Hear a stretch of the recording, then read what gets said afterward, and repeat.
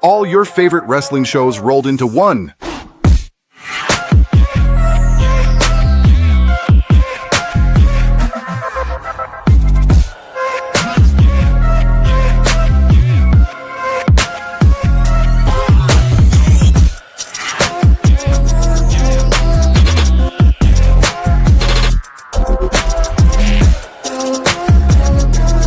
Welcome to the We Book It podcast. Let's start the show.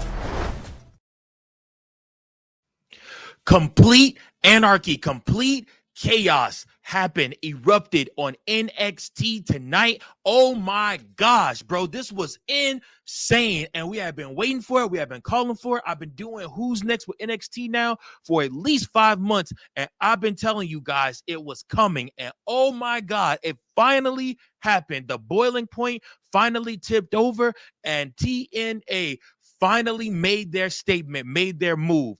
Guys, it is time to plant your flag. Choose which side you are on. Either you are Team NXT or you're Team TNA.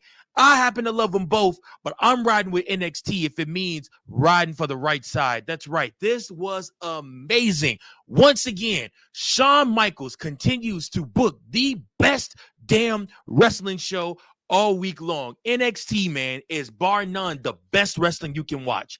Best wrestling on television. Better feuds, good promos, lackluster match quality sometimes. AEW does have them beat in that category. But everything else, great storylines. I love it. I love it. Love it, love it, love it, love it, love it. Give me more, give me more, give me more, Sean. Listen, my name is Virgil. I'm your former Booking World Champion. I'm also the CEO of the We Book It Podcast Network. And listen, let me tell you guys something. We had one hell of a show. And without further ado, let's get to it. Let's talk about it. So this was the final show before this weekend's No Mercy PLE. So WWE brought in some TNA stars to hype the event. We have the champion versus champion match that was set up last week. Oba Femi versus Trick Williams. We had Lainey Reed versus Candice LeRae in the speed tournament. We had Miles Bourne versus Lexis King in a lights out match. So that was actually started out the show.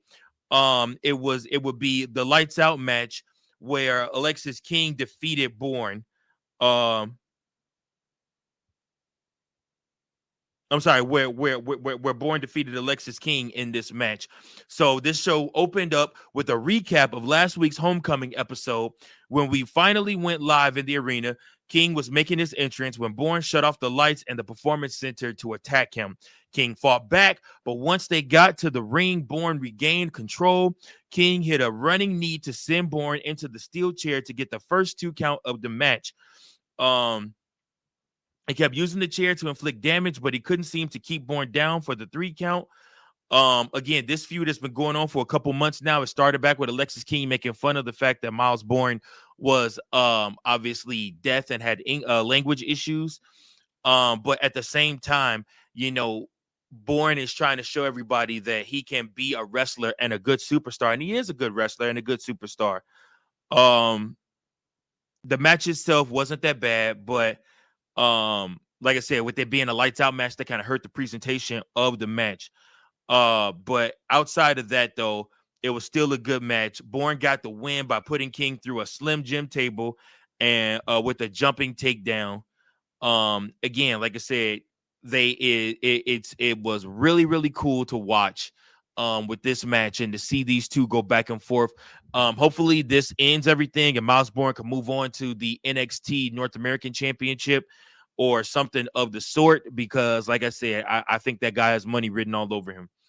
A notable moment in they did tease Triple H and Shawn Michaels fighting over NXT, but again, like I said, it's not something that I don't think is likely to happen, at least not right now. Next up, we have Tavion Heights versus Ethan Page. Last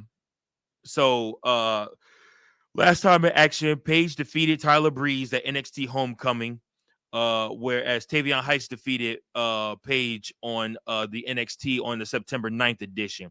So Ethan Page comes to the ring after the break, and Dr. Wagner Jr. was shown watching from the crowd. Page welcomed him to NXT before complaining about the outcome to their match at Worlds Collide. Page challenged Wagner to a match and called for an official, and they fought in their street clothes. Wagner made him tap out in less than a minute, and took off his mask to reveal it was actually Tavion Heights. Calling this a match would be generous, but the bell rang and the decision was made, so it counts. Seeing a champion getting squashed is weird, but again, the way that Shawn Michaels books,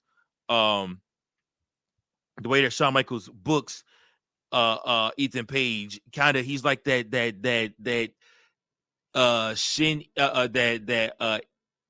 he's just like one of those Weasley heels that you definitely don't get along with or don't necessarily always like. Then next up, we're looking at Candice LeRae and versus Fabi Apache. LeRae defeated Zaya Brookside in her last match. Reed defeated Fabi Apache on the NXT September 9th edition. So the women's speed tournament continued this week with LeRae taking on Reed. The winner of this match will move on to the final round to take on Sol Roca for the title. These matches have a 3-minute time limit. So even though it can be impressive to see these superstars pack a lot into a short time, there is never enough time for them to sell anything properly. LeRae looked like she had the rookie beat with the Gargano escape, but Reed managed to counter her out of it. She nailed LeRae with a running knee to get the pin with about 20 seconds left on the clock. So Reed defeated LeRae and will move on to face Sol Roca for the NXT Speed Championship. So we'll have to see. Oh, and by the way, just for C, we'll go ahead and put that up there for him, just because I know he watches the show. There you go, Speed Championship there for you, C, the Women's Speed Championship. Sol Ruka and Zaria watched from the crow's nest, holding up signs to mock their competitors. Again, it was weird how LeRae was acting more like a babyface during her entrance. DIY did the same thing when they visited. They need to make sure that things are congruent and lined up when they're facing each other. If these guys are heels on SmackDown, they need to be heels on NXT also. But I guess they think that people can whitewash when they come back to NXT. I don't know. Next up, we got Jordynne Grace versus Ariana Grace. The two Graces did battle this week when Jordynne battled Ariana. Unfortunately, they were not fighting over the rights to their last name. Ariana surprised Jordynne by attacking her before the bell rang, but once the ref called for it, the Juggernaut took immediate control. The daughter of Santino Marreta got in more offense than expected by using some dirty tactics. Jordynne won a short match with her spinning powerbomb. She caused a direct effect. This was the third incredibly short match in a row, so it was starting to drag the show down a little bit. But like I said, this was just kind of the move for the night, but they ended on a hot note. Stax appeared at ringside to comfort Ariana while Blake Monroe showed up with a kendo stick looking for a fight. Jordynne hit her with the chair a few times, but Monroe got the best of her. Several officials had to pull them apart. Obviously, we know these two are not done by any metric. Robert Stone and Stevie Turner showed up and booked them in a weaponized steel cage match for No Mercy. Oh my gosh, that's going to be a good match. Andre Chase had a very fake-looking black eye during a backstage segment with some NASCAR drivers, and then Joe Hendry showed up, and it led to Dark State wanting a 6-man tag match. There was also a very rare moment where Ariana just sort of knocked Jordynne Grace over so she could hit a splash. It was like Jordynne forgot what she was supposed to be doing, where Ariana went for the wrong move. It was kind of hard to tell, but whatever the case, that was a weird match in the moment. Next, we have Dark State versus Joe Hendry and Chase U. JC Jane came out and gave a promo about defying all the expectations the fans put on her. She laughed at the idea of Lola Vice beating her for her title. Vice came out and gave a babyface promo to get the crowd on her side. She laid Jane out with a back fist to end that segment. And then we move on to the next match, which is Joe Hendry teaming up with Uriah Connors and K.O. Dixon to take on Osiris Griffin, Saquon Sugars, and Dion Lennox. After Dark State attacked them during their entrance, Connors spent some time taking punishment. Then after that, we moved on with this very fast-paced match. The action was easy to follow, but there was a lot going on. With so many short matches on the show before this, it was nice to see this one last a little bit longer. All 6 guys brought a lot of energy and got all of their stuff in, but the match ended with Dark State getting the win by pinning Connors. like I said, I don't think these guys are finished at all. I think the primary reason why they saved so much time was because they wanted to save time and present Oba Femi versus Trick Williams as the main event that it should be. So, the main event of this week's show was a title versus title match between Oba Femi and Trick Williams for the NXT and TNA championships. A few TNA stars like Mike Santana and Moose were shown watching from the crowd. As soon as the bell rang, both men were throwing hands. They had less than 15 minutes before the end of the show, so they knew they didn't have time to play it slow. Williams got a little too confident with his taunting, and Femi made him pay for it by running him over with several shoulder tackles. And then out of nowhere, Matt Cardona showed up in the crowd and got a big pop. Femi and Williams know each other well enough to put on a decent match. Like I said, so this match obviously stole the show. Sadly, it ended with without a clean decision as Williams goaded Santana into attacking him, and it caused a DQ and kickstarted a huge brawl with the TNA and NXT stars. And it ended with basically complete and total anarchy, and it was crazy. But like I said, it was really, really good to see. And like I said, it hyped No Mercy up, where I believe we will see more TNA stars going at it and coming back and forth.